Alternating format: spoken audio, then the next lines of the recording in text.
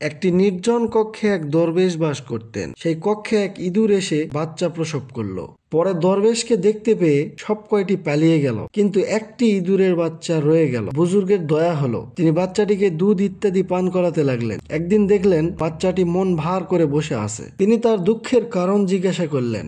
বাচ্চা বলল, আজ একটা বিরাট ইঁদুর আমাকে ধাওয়া করেছিল। আজ কোনো রকমে প্রাণ বাঁচিয়েছি, কিন্তু একদিন সে আমার উপর জয়ী হবে এবং আমাকে প্রাণে শেষ করে ফেলবে, তাই আমার দুঃখ।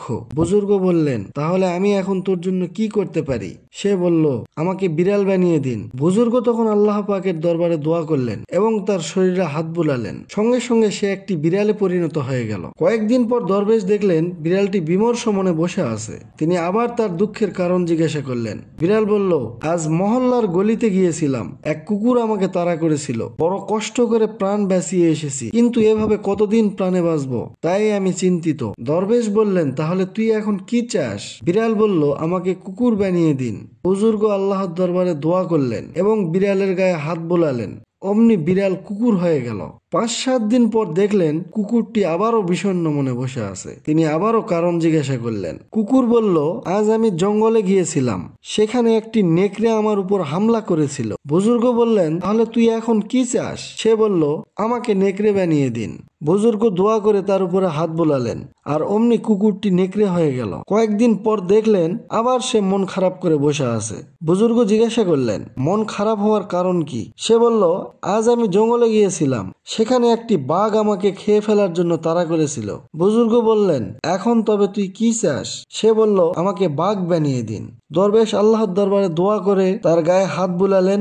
তখন সে একটি বাঘ হয়ে গেল। বাঘ হয়ে সে মনের আনন্দে জঙ্গলে চলে গেল। জঙ্গলে যেতেই আগের সেই বাঘটি তাকে দেখে বলে উঠল, আরে বহুরূপী, খুব রূপ বদলিয়েছিস বটে, কিন্তু তোর মধ্যে আর আমার মধ্যে এখনো পার্থক্য রয়েছে। তুই হলি মানুষের তৈরি বাঘ, আর আমি হলাম আল্লাহর তৈরি বাঘ। আল্লাহর তৈরি আসল বাঘের ক্ষমতা এক্ষুনি পরীক্ষা হবে, হাকিকত এখনই খুলে যাবে দাঁড়া।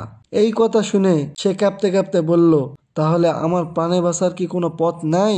বাঘ বলল, একটি মাত্র পথ আছে।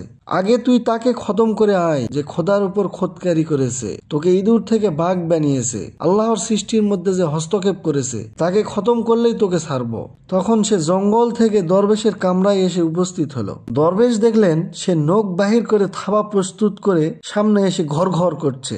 তিনি বললেন, আজ তোর একই অবস্থা? সে বলল, আজ তোমাকে খাবো। বুজুর্গ বললেন, আমার আগের সকল দয়া এবং উপকারের কথা কি তুই ভুলে গেছিস?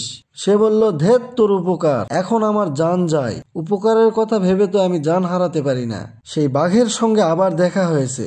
সে হলো আসল বাঘ, আর আমি যে ইঁদুর থেকে বাঘের রূপ ধরেছি তা সে জানতে পেরেছে। আমাকে বলেছে আল্লাহর সৃষ্টিতে যে হস্তক্ষেপ করেছে, তোকে ইঁদুর থেকে বাঘ বানিয়েছে, তাকে খতম করে আয়, না হলে তোর রক্ষা নাই। বুজুর্গ বললেন, ও আচ্ছা, এই কথা, ঠিক আছে, তুমি বসো, স্থির হও, তোমার জানও রক্ষা হবে, আমি ব্যবস্থা করছি। তখন এই বাঘ স্থির হয়ে বসলো। বুজুর্গ সুযোগ পেয়ে দোয়া করলেন এবং তার গায়ে হাত বুলালেন। অমনি বাঘ থেকে আবার সে ইঁদুর হয়ে গেল। সকল বিশৃঙ্খলা দূর হয়ে গেল, আবার শান্তি ফিরে আসলো। দর্শক, গল্পটি থেকে বোঝা যায় আমরা মানুষ জাতি হলাম বড়ই অকৃতজ্ঞ। কেউ যদি আমাদেরকে উপকার করে, আমরা ভবিষ্যতে নিজের স্বার্থের জন্য তাদেরকে অস্বীকার করি, তাদের প্রতি অকৃতজ্ঞতা প্রকাশ করি। এটা কখনো করবেন না।